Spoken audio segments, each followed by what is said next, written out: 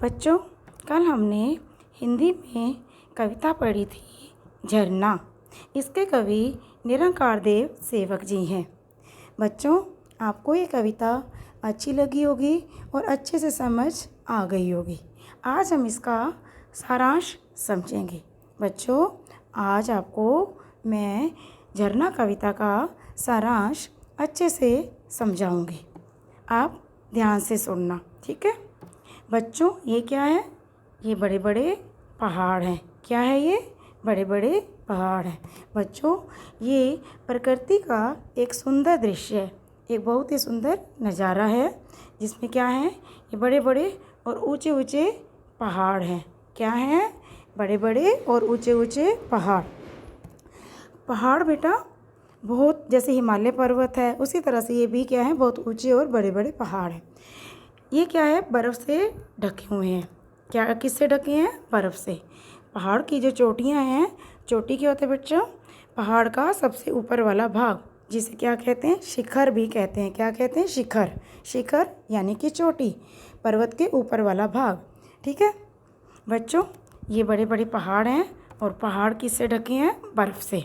ठीक है, और जब ये बर्फ़ पिघल जाती है तो पिघल कर क्या है? पानी बन जाती है और किसका रूप ले लेती है बच्चों? झरने का। ये देखो झरना बह रहा है ना, ये क्या है? किसका रूप ले लेती है? झरने का रूप ले लेती है। बच्चों, इस सुंदर दृश्य में बड़े बड़े पहाड़ हैं और पहाड़ किससे ढके हैं? बर्फ़ से। और जब ये बर्फ़ पिघल जाती है तो क्या है? पानी बन जाती है और झरने का रूप ले लेती है। बच्चों, इस कविता में झरना हमें अपने जीवन के बारे में बता रहा है कि कैसे उसके जीवन में अनेक बाधाएं आई, लेकिन उसने इन बाधाओं को आसानी से पार कर लिया। इन बाधाओं का डटकर सामना किया, इनसे घबराया नहीं, बल्कि इनका सामना करके अपने जीवन में आगे बढ़ता चला गया। हमें भी झरने की तरह ही अपने मार्ग में आने वाली बाधाओं को पार करना है, उनका डटकर सामना करना है, उनसे घबराना नहीं है। ठीक है बच्चों, अब हम इस कविता को विस्तार से समझेंगे। इस कविता में कवि ने झरने के जीवन के बारे में वर्णन किया है। कवि ने बताया है कि झरने का जन्म कहाँ हुआ था बेटा? झरने का जन्म बच्चों ऊंचे पर्वत की चोटी पर हुआ था।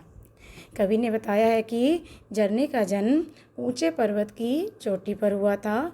एक दिन बर्फ़ की एक चट्टान, बड़ी सी चट्टान अचानक पिघल गई और ज़ोर से गिरी और उसने क्या है? झरने का रूप ले लिया। झरने का वेग, वेग का अर्थ होता है गति। झरने का वेग इतना अधिक था कि वे माँ की गोद में रुक नहीं सका, यानी कि माँ की गोद में समा नहीं सका, वहाँ बैठ नहीं सका। इसलिए वह क्या है? सैर करने के लिए निकल पड़ा। उसकी माँ ने उसे मना भी किया, बार बार कहा कि मत जाओ बेटा, मत जाओ, और चिल्लाई भी, चिल्लाती भी रही कि रुक जाओ रुक जाओ, लेकिन झरना नहीं माना और वो क्या है? आगे बढ़ चला और बढ़ता ही गया। अब झरने के मार्ग में अनेक बड़े बड़े पत्थर आकर उसे रोक लेते हैं। उसके पाँव के आसपास क्या है? बड़े बड़े पत्थर आ जाते हैं और रुकावट बनकर उसके मार्ग में खड़े हो जाते हैं। लेकिन झरना उन्हें देखकर घबराता नहीं है, बल्कि इन बड़े बड़े पत्थरों को अपने पैरों से ठोकर मारकर दूर भगा देता है और आगे बढ़ जाता है। झरना इंसान से बात करते हुए कहता है कि मुझे देखो, मेरे पाँव के आसपास कितने बड़े बड़े पत्थर पड़े हैं जो मुझे आगे बढ़ने से रोक रहे हैं। मेरे रास्ते में अनेक बाधाएं क्या होता है?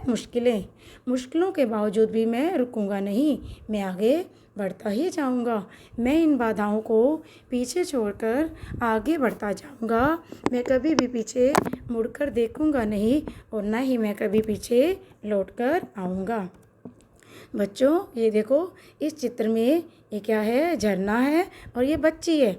इसमें क्या है? झरना बच्ची से बात कर रहा है और उसे बता रहा है कि अब मुझे इस स्थान पर रुके हुए बहुत देर हो गई है, मैं और ज़्यादा समय तक इस जगह पर नहीं रुक सकता, इसलिए मैं क्या है? आगे जाने के लिए बढ़ रहा हूँ, क्योंकि मेरा स्वभाव क्या है, हमेशा आगे बढ़ते रहना है।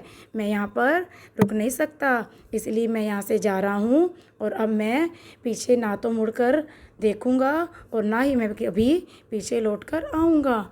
इसलिए बच्चों, तुम्हें भी अपने जीवन में आने वाली बाधाओं से घबराना नहीं है, उनका डटकर सामना करना है और पीछे हमें अपने जीवन में कभी भी पलटकर या मुड़कर नहीं देखना है, हमेशा आगे ही बढ़ते जाना है। झरने ने हमें आगे बढ़ने की सीख दी है। शिक्षा। बच्चों, झरने से हमें यानी इस कविता से हमें यह शिक्षा मिलती है कि हमें झरने की तरह आगे बढ़ते जाना है, आगे बढ़ते जाना है, पीछे मुड़कर नहीं देखना। हमें मुसीबतों से घबराना नहीं है, बल्कि उनका डटकर सामना करना है। अगर हमारे जीवन में कोई बाधाएं या मुश्किलें आती हैं तो हमें इन बाधाओं को पार करना है, इनका डटकर सामना करना है, इनसे घबराना नहीं है, इन बाधाओं पर विजय प्राप्त करनी है और अपने जीवन में आगे बढ़ जाना है। बच्चों, आपको ये कविता अच्छे से समझ आ गई होगी और बहुत अच्छी भी लगी होगी।